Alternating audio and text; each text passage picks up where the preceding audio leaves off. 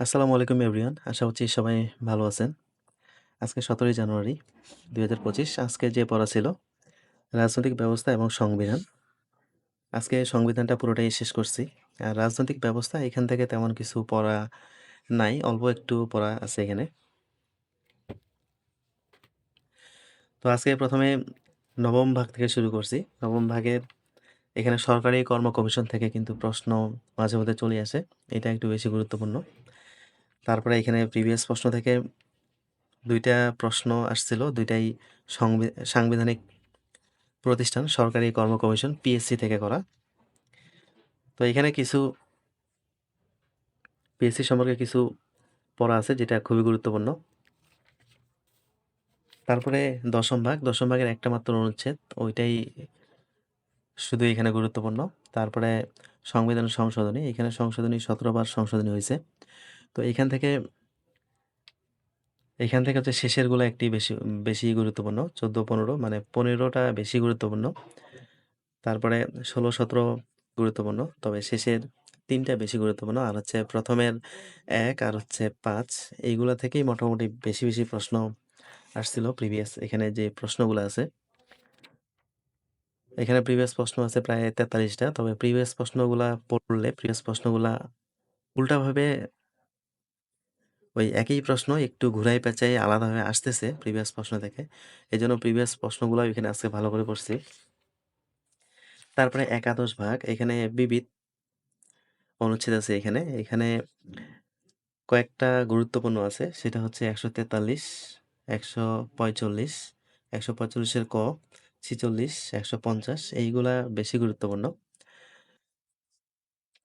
তারপরে আছে তফসিল। এখানে ৭ টা তফসিল। ৭ টা তফসিল মুখস্থ রাখাই ভালো। তো এখানে মুখস্থ করতে তেমন একটা বেগ পেতে হবে না। তারপরে সংবিধান অনুযায়ী শপথ গ্রহণ, কে কাকে শপথ পড়ান, এই বিষয়গুলা। তো এগুলো একটু ভালো করে দেখতে হবে কারণ এখানে তফসিল থেকে প্রায় ৩ টা প্রশ্ন করা হইছে এখন পর্যন্ত। ৪১, ৪০, তারপরে ৪০ এবং ৪৫ একটা প্রশ্ন ২ বার আসছিল। তো এইজন্য তফসিলটা গুরুত্বপূর্ণ। আর কে কাকে শপথ পড়ান এটা তো অবশ্যই একটু জানতে হবে।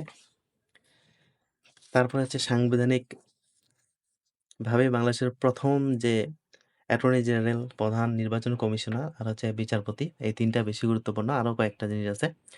সাংবিধানিক প্রতিষ্ঠান, এখানে সাংবিধানিক প্রতিষ্ঠান হচ্ছে ৬ টা আর সাংবিধানিক পদ হচ্ছে ১০ টা।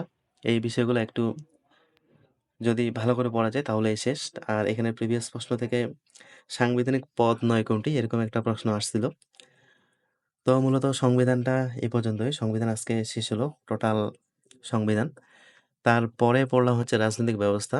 তো এখানে বাংলাদেশ জাতীয়তাবাদী দল বিএনপি, তারপরে আওয়ামী লীগ এগুলো দলগুলো আছে। তবে দলগুলা সম্পর্কে একটু রিডিং পড়ছি। যদিও আওয়ামী লীগ এখন একটু গুরুত্বপূর্ণ কম। তো বিএনপি একটু পড়ছি। আর আওয়ামী লীগ সম্পর্কে যেগুলা ওইগুলা তো অনেকবার পড়াই আছে। আর ওগুলা তো মোটামুটি সবাই জানে। তো তারপরে একটু রিডিং দিছি। আর বিএনপিটা সম্পর্কে একটু ভালো করে পড়ছি। আর এখানে অনেকগুলো রাজনৈতিক ব্যবস্থার অনেকগুলো পয়েন্ট আছে গুরুত্বপূর্ণ। যেগুলা গণতন্ত্র রিলেটেড। তো ওই পয়েন্টগুলো পড়ছি ভালো করে। আর রাজনৈতিক দলের এখানে যে প্রতীকগুলো আছে, এখানে বিএনপি, আওয়ামী লীগ আর হচ্ছে জাতীয় পার্টি এই ৩ টারই জাস্ট প্রতীকগুলো দেখছি। তারপরে এদিকে কিছু পয়েন্ট আছে যেগুলো একটু পড়ার চেষ্টা করছি। কারণ এগুলো হচ্ছে গণতন্ত্র আর হচ্ছে সংবিধান রিলেটেড। তো তারপরে সুশীল সমাজ। তো এখানে যে অধ্যায়টা বাংলাদেশের রাজনৈতিক ব্যবস্থা, তো এটার মধ্যে সবচেয়ে বেশি গুরুত্বপূর্ণ এখন যেটা সেটা হচ্ছে সুশীল সমাজ। কারণ এখানে যতগুলো প্রশ্ন হয় সবগুলাই সুশীল সমাজ থেকে আসে।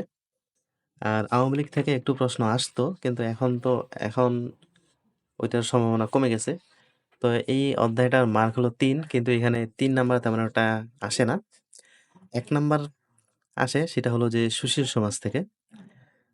আবার কোনো সময় ওই ১ নাম্বারেও আসে না। তো সুশীল সমাজটা একটু গুরুত্বপূর্ণ আছে কারণ এখানে যতগুলো প্রশ্ন ১, ২, ৩, ৪, ৫, ৬, ৭, ৮, ৯, ১০, ১১, ১২ টোটালে এখন পর্যন্ত এখানে ১২ টা প্রশ্ন আসছে শুধু এইটুকু পড়া থেকেই। তো এখানে কি পড়া আছে? এখানে আছে যে সুশাসন সম্পর্কে বলা আছে। তারপরে ইউএনডিপি, তারপরে ওয়ার্ল্ড ব্যাংক, তারপরে এডিবি, ইউএনএইচসিআর এদের মতামতগুলো নেওয়া হয়েছে। তারপরে দুর্নীতি দমন কমিশন। তারপরে আরেকটা জিনিস আছে, সেটা হচ্ছে চাপ সৃষ্টিকারী গোষ্ঠী। চাপ সৃষ্টিকারী গোষ্ঠী থেকে এখানে কিছু গুরুত্বপূর্ণ সংজ্ঞা দেওয়া আছে। তারপরে গুরুত্বপূর্ণ গুরুত্বপূর্ণ বিশেষজ্ঞদের কিছু মতামত দেওয়া আছে। জাস্ট এগুলোই একটু গুরুত্বপূর্ণ। তো এইখান থেকে, এই অধ্যায় থেকে যদি কোনো কিছু পড়া না যায়, তো অবশ্যই সুশীল সমাজটা একটু পড়তে হবে।